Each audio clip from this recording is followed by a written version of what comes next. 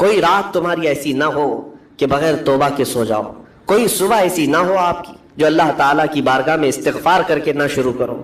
ہر دن توبہ کرو، ہر دن اللہ کریم کی بارگاہ میں استغفار کرو. اور قرآن کی ایک آیت میں آپ کو یہ بھی بتا دوں، 9ویں پارے سورہ انفال کی آیت ہے. اللہ تعالیٰ فرماتا ہے وَمَا كَانَ اللَّهُ لِيُعَذِّبَهُمْ وَأَنْتَ فِيهِمْ وَمَا كَانَ اللَّهُ مُعَذِّبَهُمْ وَهُمْ يَسْتَغْفِرُونَ. اللہ فرماتا ہے اس امت پر اللہ عذاب ویسا نازل نہیں کرے گا جیسے پہلی امتوں پر آتا. اس کی وجہ یہ ہے، پہلی وجہ یہ ہے کہ ان کے بیچ میں میرا محبوب آرام کر رہا ہے، رسول پاک صلی اللہ علیہ وسلم.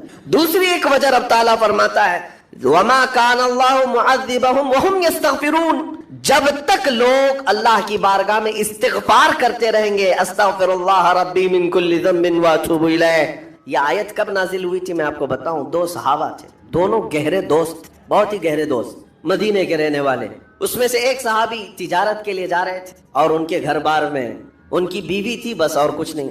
تو اپنے دوست سے کہا کہ میں جا رہا ہوں، مجھے آنے میں تاخیر ہو سکتی ہے، میرے گھر پر اگر کبھی سودا سلف لانے کی ضرورت پیش آئی تو میری بیوی کو یہ پہنچا دینا ساز و سامان. یہ کہہ کر کے وہ تجارت پہ چلے گئے. جو دوست صحابی، دیکھیں صحابہ کے بہت سارے کام امت کے لیے درس ہیں، قیامت تک آنے والے مسلمانوں کے لیے وہ مشعل راہ ہیں. تو وہ جو دوست صحابی تھے سودا سلف لے کر کے گھر جایا کرتے تھے اپنے دوست کی بیوی کو پہنچانے کے لیے. ایک دن ایسا ہوا کہ شیطان نے ورغلایا اور سودا سلف سامان لے کر گھر گئے. ان کی خاتون باہر آئی دوست کی، انہوں نے اس خاتون کا صرف ہاتھ پکڑ لیا اور وہ عورت چونکہ مدینے کی رہنے والی صحابیہ ہیں، اپنا ہاتھ تو چھڑا لیا لیکن وہ چیخ مار کر رونے لگی کہ جس پر میرے شوہر نے سب سے زیادہ اعتماد کیا، تم تو جگری دوست بھائی کی طرح تھے، ہاتھ کیسے بڑھا دیا. تو اس صحابی کو فوراً احساس ہو گیا کہ میں بہت بڑی، میرے بھائی اور میرے دوست کی امانت میں نے خیانت، اس نے مجھ پر بھروسہ کیا تھا اور اس کی بیوی کا میں نے ہاتھ پکڑ لیا. بس اتنی سی بات تھی. وہ خاتون بھی رونے لگ گئی کہ میرے ساتھ کیا ہوا، یہ صحابی بھی رونے لگ گئے. احساس فوراً ہو گیا کہ میں نے غلط کی، سودا سلف لانے کے وقت مجھ سے غلطی ہو گئی، خطا ہو گئی. اب اس خطا کی وجہ سے وہ کرتے کیا، ان کو تو ڈر یہ تھا کہ میں اپنے دوست کو منہ دکھانے کے بھی قابل نہیں اور نہ ہی میں یہ چیز کسی کے سامنے ذکر کر سکتا ہوں، کیا کروں. تو مدینہ چھوڑ کر کے چلے گئے پہاڑیوں میں اور بغیر کھانا پانی سب کچھ بھی نہیں تھا، پہاڑیوں کے بیچوں بیچ رہنے لگے اور صرف روتے تھے اور گر جاتے تھے اور کمزوری آ گئی جسم میں، اٹھنے پھرنے کی بھی طاقت نہیں. اب وہ دوست ان کے صحابی تجارت سے واپس آئے، گھر میں آتے ہی ان کی خاتون نے بتا دیا کیا معاملہ پیش آیا. وہ بہت جلال میں آئے اور کہا کہ میرا دل ٹوٹ گیا، آج میری کمر ٹوٹ گئی، جس کے ساتھ ہم نے پوری زندگی بتائی آج اس نے میری عورت کے ساتھ ایسا کیسے کیا. بہرحال انسان ہے، خطا ہوتی، انسان ہے، بھولنا اور خطا کرنا اس کی عادت ہے. اب ان کو دل میں تو بہت تکلیف ہوئی، کروں کیا. لیکن وہ صحابی تھے، انہوں نے کہا یہ معاملہ سیدھے حضور پاک کی بارگاہ میں رکھتا ہوں. کہا کہ میں سزا دوں گا یا پھر جو ہے ان کے لیے جو قرار واقعی چیز ہوگی وہ دلا کر رہوں گا. بارگاہ مصطفیٰ صلی اللہ تعالیٰ علیہ وسلم میں تشریف لائے، عرض کیا کہ آقا ایسا ایسا ہو گیا، میرے معتمد ساتھی نے میرے گھر میں ایسا معاملہ کر دیا. نبی پاک صلی اللہ تعالیٰ علیہ وسلم غمگین ہو گئے کہ ان دونوں کے درمیان ایسا کیسے ہو گیا. پھر تھوڑی ہی دیر کے بعد رحمت عالم صلی اللہ علیہ وسلم جو غیب داں نبی ہیں، ہر چیز کو جانتے بلکہ اپنے امتیوں کے احوال سے باخبر رسول ہیں، نبی پاک صلی اللہ تعالیٰ علیہ وسلم اپنے اس غریب صحابی کے حالات معلوم کیے. پتہ چلا کہ وہ تو گھر بھی چھوڑ دیا، مدینے بھی چھوڑ دیا، پہاڑیوں میں جا کر کے پناہ لے کر کے اکیلا تنہا رہ رہا ہے. اللہ کے نبی صلی اللہ تعالیٰ علیہ وسلم اپنے اس غریب امتی صحابی کے حالات معلوم کرنے کے بعد اللہ کریم کی بارگاہ میں عرض کرتے ہیں کہ مولا تو فیصلہ سنا دے. اللہ تعالیٰ نے آیت نازل فرمائی جو آیت میں نے آج آپ کے سامنے تلاوت کیا. اللہ تعالیٰ فرماتا ہے والذین اذا فعلوا فاحشۃ او ظلموا انفسهم، جن لوگوں نے گناہ کر لیا یا اپنی جان پر ظلم کیا ہے، پھر ذکروا اللہ فاستغفروا لذنوبہم، اللہ کو پھر جلدی یاد کر لیا اور توبہ کر لیا. رب تعالیٰ فرماتا ومن یغفر الذنوب الا اللہ، محبوب بتاؤ اللہ کے سوا کون ہے گناہوں کی بخشش کرنے والا. اللہ تعالیٰ ان کے گناہوں کو معاف کر دیتا ہے جو فوراً اپنے گناہ کے بعد یاد کر لیتے ہیں کہ مجھ سے خطا ہوئی ہے. رسول کریم صلی اللہ تعالیٰ علیہ وسلم نے اس صحابی کو بتایا تیرے بھائی سے بھول ہوئی، خطا ہوئی، لیکن رحمان نے اس کی بخشش کا مژدہ قرآن میں سنا دیا کہ وہ باز آ گیا اور توبہ کر رہا ہے، لہٰذا تیرے لیے بھی یہ زیب نہیں دیتا کہ تو اب کوئی انتقام لے، تو اپنے دل سے معاف کر. یہ صحابی تھے اللہ کے نبی صلی اللہ علیہ وسلم کے پروردہ تھے، نفسانیت اور خواہشات کے نہیں. یہ فوراً گئے اور اپنے اس جگری دوست کو، اپنے اس بھائی کو ڈھونڈتے ہوئے پہاڑیوں کے بیچوں بیچ جا کر کے دیکھا.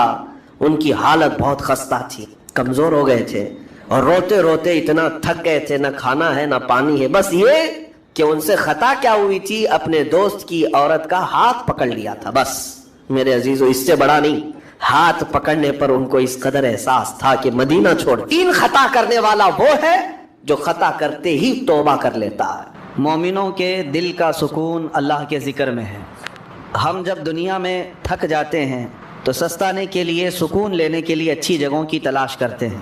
نبی پاک صلی اللہ تعالیٰ علیہ وسلم مسجد نبوی شریف میں ایک مرتبہ تشریف لائے تو دیکھا 2 محفلیں لگی ہوئی تھی صحابہ کی. ایک محفل ایسی تھی جس میں صحابہ کرام اللہ کا ذکر کر رہے تھے، اور ایک محفل ایسی تھی جس میں صحابہ کرام علم حاصل کر رہے تھے، یعنی علم دین سیکھ رہے تھے، سکھا رہے تھے آپس میں ایک دوسرے کو.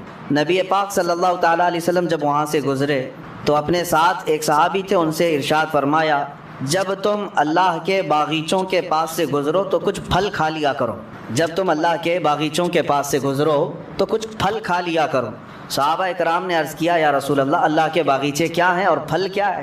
نبی پاک صلی اللہ علیہ وسلم نے فرمایا، مسجد میں لگی ہوئی یہ محفل اللہ کے باغیچے ہیں، اور جو یہاں سے گزرا یا اس میں شرکت کیا گویا کہ اس نے اللہ کے باغیچوں میں سے پھل کھا لیا. اللہ کے ذکر کی مجالس صحابہ کرام رضوان اللہ تعالیٰ علیہ مجمعین سے لے کر آج تک چلی آ رہی ہیں. تقریر اپنی جگہ پر، نعت اپنی جگہ پر، لیکن اللہ کے ذکر میں جو اثر ہے وہ کسی چیز میں نہیں. اور پورا قرآن کیا ہے؟ پورا قرآن کا ایک نام پتہ ہے آپ کو؟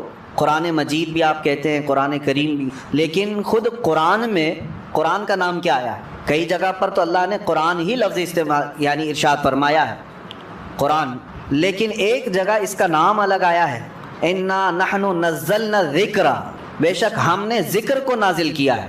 یہاں جو ذکر ہے یہ قرآن کا نام ہے، یعنی پورا قرآن ہی اللہ کا ذکر ہے. اس کو ذکر کے نام سے یاد کیا گیا. قرآن پاک کا ایک نام ذکر ہے. وَإِنَّا لَهُ لَحَافِظُونَ، جو قرآن کی حفاظت کے لیے سب سے بڑی آیت ہے. اللہ نے جو وعدہ فرمایا، ہم نے قرآن کو نازل کیا اور ہم ہی اس کی حفاظت کریں گے. تو یہ جو آیت ہے اس میں قرآن کا نام قرآن نہیں آیا، ذکر آیا ہے، ذکر ہے. اور آپ کو میں بتاؤں اس ذکر کا لفظ کتنی جگہ پر قرآن پاک میں آیا. اور قرآن میں ایک بہت ہی اہم تطبیق آپ کو میں بتا دوں، یعنی ریلیشن. ایک جگہ قرآن میں یہ فرمایا کہ بے شک ہم نے ذکر نازل فرمایا، ذکر سے مراد یہاں کیا ہے؟ قرآن. اور ایک جگہ میں آپ کو بتاتا ہوں، ایک جگہ اللہ تعالیٰ 19ویں پارے کے شروع میں ارشاد فرماتا ہے، یا ویلتا لیتنی لم اتخذ فلانا خلیلا لقد اضلنی عن الذکر. کچھ لوگ قیامت کے دن چیخ چلا کر کے کہیں گے، یہ پکارتے رہیں گے، کاش میں فلاں کی دوستی نہ کیا ہوتا تو اچھا ہوتا. کیونکہ کئی لوگ صرف دوستی کی وجہ سے جہنم میں جا رہے ہوں، بری صحبت کی وجہ سے. لیکن وہاں پر جو بندہ یہ کہے گا، یا ویلتا لیتنی لم اتخذ فلانا خلیلا، فلاں کو میں دوست نہیں بنایا ہوتا تو اچھا ہوتا، تو وہ دوست اس کو کیا کیا تھا ایسا دنیا میں جس کی وجہ سے وہ وہاں واویلا مچا رہا ہے قیامت کے دن. اس کے ساتھ کیا ایسا دھوکہ کیا تھا اس نے، دوست نے کیا کیا تھا؟ گمراہ کیا یا کس چیز پر مبتلا کر دیا، جھوٹ پر یا کسی اور گناہ پر؟ نہیں، وہ بندہ خود ہی پکار کر کہہ رہا ہے قیامت کے دن. اس کی دوستی سے سب سے بڑا نقصان ہوا کیا؟ وہ کہتا ہے لقد اضلنی عن الذکر، مجھے اس بندے نے ذکر سے روک دیا تھا، ذکر سے روک دیا تھا. قیامت کے دن یہ خود جو جہنم میں جا رہا ہے وہ کہے گا کہ مجھے اس نے ذکر سے روک دیا تھا. اب مفسرین فرماتے ہیں وہاں کون سا ذکر مراد ہے؟ ایک تو قرآن کا نام ذکر ہے، اور ایک جو قیامت کے دن بندہ کہہ رہا ہے مجھے فلاں کی دوستی نے جہنم تک پہنچانے کا راستہ آسان کر دیا، میں اس کی دوستی نہ کرتا تو اچھا ہوتا. کیوں؟ اس لیے کہ اس نے مجھے ذکر سے روکا. وہ کون سا ذکر ہے؟ مفسرین فرماتے ہیں وہاں ذکر سے مراد محمد رسول اللہ کی ذات ہے. حیرت کی بات نہیں ہے، ایک جگہ پورے قرآن کا نام ذکر ہے اور ایک جگہ میرے آقا کا نام ذکر ہے. پتہ یہ چلا کہ قرآن پڑھو تو ذکر الہی ہے، نعت رسول پڑھو تو بھی ذکر الہی. اسی کو اعلیٰ حضرت نے کیا فرمایا ہے؟ ذکر خدا جو ان سے جدا چاہو نجدیو، ذکر خدا جو ان سے جدا چاہو نجدیو، واللہ ذکر حق نہیں کنجی سقر کی ہے. مطلب کیا ہے؟ سقر جہنم کو کہتے ہیں. اگر کوئی یہ کہتا ہے کہ اللہ اللہ اللہ اللہ کہنے کا نام ذکر ہے، اعلیٰ حضرت فرماتے ہیں ذکر حق نہیں، اگر تو حضور کو چھوڑ کر کے کرنا چاہے ذکر، یہ ذکر نہیں، کنجی سقر کی ہے، یہ جہنم کی چابی ہے، بے ان کے واسطے خدا کچھ عطا کرے، ہاشا، غلط، یہ ہوس بے بصر کی ہے۔ اعلیٰ حضرت فرماتے ہیں حضور کو چھوڑ کر تو اگر ذکر کے بارے میں کہتا ہے، الحمدللہ ہماری یہ مجالس اسی بات کی امتیازی شان رکھتی ہے کہ چاہے ہم اللہ کے ذکر کی مجلس سجائیں لیکن نعت رسول سے شروع کرتے ہیں۔ کیوں؟ ذکر کس کا نام ہے؟ ایک تو قرآن کا نام بھی ذکر ہے اور دوسرا رسول اللہ کی ذات کا نام بھی ذکر ہے۔ قرآن میں دونوں جگہ ذکر کا معنی ہے۔ اچھا، اور آپ کو میں بتاؤں، بعض لوگ جن کے پیٹ میں درد ہوتا ہے جب ہم رسول پاک کو نور کہتے ہیں، وہ یہ کہتے ہیں کہ نہیں، نور یہاں پر جو ہے نا، اس سے مراد قرآن ہے، نور کا مطلب قرآن ہے۔ وہ یہ کہتے ہیں نور کا مطلب قرآن ہے، جیسے اللہ تبارک و تعالیٰ نے قرآن پاک میں ہی ارشاد فرمایا کہ قد جاءکم من اللہ نور و کتاب مبین۔ حیرت کی بات ہے، پڑھے لکھے لوگ اگر گمراہ ہو جائیں تو تعجب تو ہوتا ہی ہے۔ میں آپ کو بتاتا ہوں ایک مثال۔ آپ کو ایک ہی چیز کو میں دو ناموں پہ اگر بولوں تو آپ کہیں گے یہ زبردستی کیوں بول رہے ہیں آپ؟ مطلب اگر آپ سے میں کہوں کہ میں اپنے سر پر امامہ باندھا ہوں، ایک چیز ہو گئی، پھر کہو نہیں میں نے کپڑا باندھا ہے، کیا مطلب ہوا اس کا؟ امامہ کس چیز کا ہوتا ہے؟ کپڑے کا ہی ہے۔ الگ الگ چیز ذکر تو نہیں ہوتی، لیکن قرآن جب یہ کہہ رہا ہے قد جاءکم من اللہ نور و کتاب مبین، اس آیت میں صاف ہے، اللہ فرماتا ہے بے شک اللہ کی طرف سے تمہارے پاس نور آیا اور روشن کتاب آئی۔ قرآن کا ہی نام اگر نور ہے تو پھر کتاب مبین کا مطلب کیا ہے؟ نور اگر قرآن ہی ہے تو پھر کتاب مبین الگ سے کیوں آیا؟ یہاں تمہیں پتہ یہ سمجھنا ہوگا قرآن کی بلاغت، عربی کی بلاغت، یہاں نور سے مراد میرے مصطفیٰ کی ذات ہے۔ اب میں آپ کو تسلیم کرتے ہوئے یہ بھی بتا دوں کہ ہاں جو لوگ کہتے ہیں کہ قرآن ہی نور ہے، غلط نہیں، ہم بھی تسلیم کرتے ہیں، بعض جگہ قرآن کو بھی نور کہا گیا ہے، اور کیوں نہ ہو، اللہ کا علم ہے، اللہ کی صفت ہے تو نور تو ہے ہی، بلکہ نور علی نور ہے۔ قرآن بھی نور ہے اور رسول اللہ کی ذات بھی نور ہے۔ اب دیکھیے دو چیزوں میں نے آپ کو بتایا، ایک ہی نام چل رہا ہے، قرآن کا نام ذکر بھی ہے اور رسول اللہ کا نام ذکر ہے، قرآن کا نام نور ہے، رسول اللہ کا نام نور ہے۔ اور آگے میں آپ کو بتاتا ہوں، ابھی بھی آپ کے سامنے شاعر پڑھ بھی رہے تھے، بیدم وارسی رحمۃ اللہ تعالیٰ علیہ نے، اس میں یہ بھی فرمایا ہے کہ قرآن یعنی قرآن کتاب جو آئی ہے اس سے پہلے ہی ایک کتاب آئی ہے۔ قرآن اللہ کی کتاب ہے، کتاب آئی ہے لیکن اس سے پہلے ایک کتاب آئی ہے، اس سے مراد تورات، زبور، انجیل نہیں، رسول اللہ کی ذات ہے۔ یعنی کتاب کا لفظ حدیث میں حضور کی ذات کو بھی کہا گیا ہے اور قرآن کو بھی کہا گیا ہے۔ دونوں یہ جو چل رہے ہیں ریلیشن، اس کے اندر جو تعلق میں آپ کو بتا رہا ہوں توجہ سے، بہت سارے لوگ اس میں گمراہ ہوئے ہیں، اس کے لیے میں آج یہ تعلق بتا رہا ہوں۔ ذکر کس کا نام ہے؟ قرآن کا، اور ذکر کس کا نام ہے؟ رسول اللہ کا۔ نور قرآن کا نام ہے اور نور رسول اللہ کا نام۔ کتاب قرآن کو کہا گیا ہے، کتاب رسول اللہ کی ذات کو۔ آپ سوال کر سکتے ہیں ایک ذات بھلا کتاب کیسے ہو سکتی ہے؟ ایک ذات اس کو کتاب کیسے کہہ سکتے ہیں؟ کتاب میرے عزیزو آپ کو سمجھنا ہوگا کہ کتاب کیوں پڑھی جاتی ہے، کتاب سے حاصل کیا ہوتا ہے۔ کتاب پڑھ کر کے آدمی کچھ نالج لیتا ہے نا، کچھ سمجھتا ہے اور کچھ اس کو نئی معلومات حاصل ہوتی ہیں، اسی لیے تو کتاب ہوتی ہے۔ اب کتاب جو پنے والی ہے، پیپر والی ہے، ورق والی ہے، اس سے پڑھ کر کے آپ کو کچھ نالج ملتا ہے، تو مجھے یہ بتائیں وہ صحابہ کس کو دیکھ کر کے اپنی زندگی بدل رہے تھے؟ وہ صحابہ قرآن ابھی جو نہیں پڑھے تھے، قرآن پورا آیا ہی نہیں تھا، اس سے پہلے ہی ان کی زندگیوں میں بہت بڑا انقلاب آیا تھا۔ وہ کون سی کتاب پڑھ رہے تھے؟ تمہیں ماننا ہوگا وہ کتاب یہ نہیں، وہ کتاب ذات رسول کو پڑھ رہے تھے۔ کتاب دونوں نام ہو گئے، دونوں نام ہو گئے۔ اب آئیے اور ایک میں کمبینیشن بتاؤں، سب سے پہلے کون پیدا ہوا دنیا میں؟ سب سے پہلے کیا پیدا ہوا؟ حدیثیں الگ الگ ہیں، سنیوں میں مشہور ہے کہ حضور صلی اللہ تعالیٰ علیہ وسلم نے ارشاد فرمایا کہ سب سے پہلے اللہ نے میرے، باقی آپ ہی کمپلیٹ کر رہے ہیں، پتہ ہے ہر سنی کو پتہ ہے کہ سب جانتے ہیں حضور نے فرمایا سب سے پہلے اللہ نے، حضور نے کیا فرمایا؟ میرے نور کو پیدا، یہ سب کو پتہ ہے، لیکن حدیث اور بھی ہے۔ حدیث میں ایک حدیث میں میرے آقا صلی اللہ علیہ وسلم فرماتے ہیں سب سے پہلے اللہ تعالیٰ نے قلم کو پیدا کیا، سب سے پہلے اللہ نے قلم کو پیدا کیا۔ اور ایک حدیث میں ہے حضور اکرم صلی اللہ تعالیٰ علیہ وسلم فرماتے ہیں سب سے پہلے اللہ تعالیٰ نے لوح محفوظ کو پیدا کیا، ساری کائنات سے پہلے کسی بھی چیز کا ذکر نہیں ہے وہاں، کسی بھی نور کا ذکر نہیں۔